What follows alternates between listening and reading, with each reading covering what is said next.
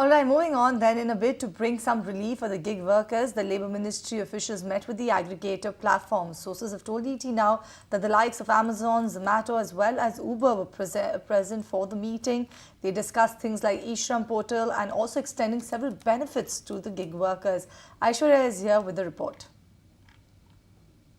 Well, good news coming in for the gig workforce in India. Minister Mansukh Mandavia, along with Secretary Sumita Davra, conducted a meeting earlier with a dozen platform aggregators as well as consultants, is what we're learning from our sources. The likes of Amazon, Flipkart, Equal Cargo, Zomato as well as Blinkit, Uber, Urban Companies, Swiggy and Instamart, E-Commerce Express, Ola, Porter, as well as Blue Smarts and a bunch of other consultants from Deloitte were part of this particular meeting. And what they discussed was, of course, the onboarding of the gig workers to the e-Shram portal, which was on the priority list of the discussions that went through this afternoon.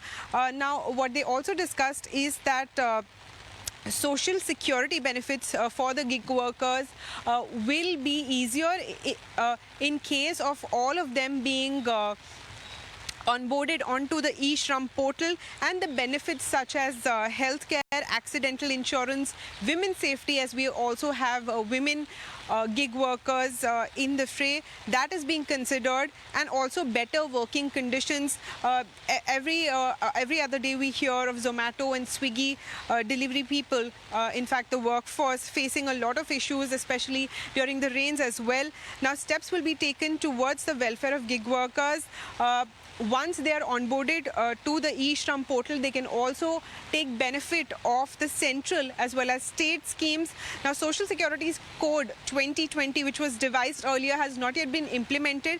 And with this particular meeting, they're also deliberating these particular schemes of the Social Security Code 2020 to be implemented as well. And this will help assess the size of the Social Security Fund.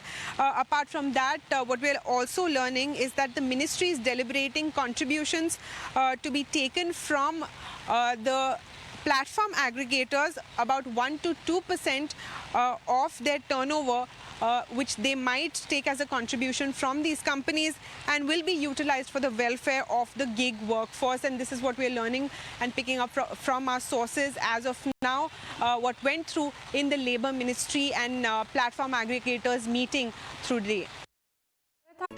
If you like this video, then like, share and subscribe to ET Now.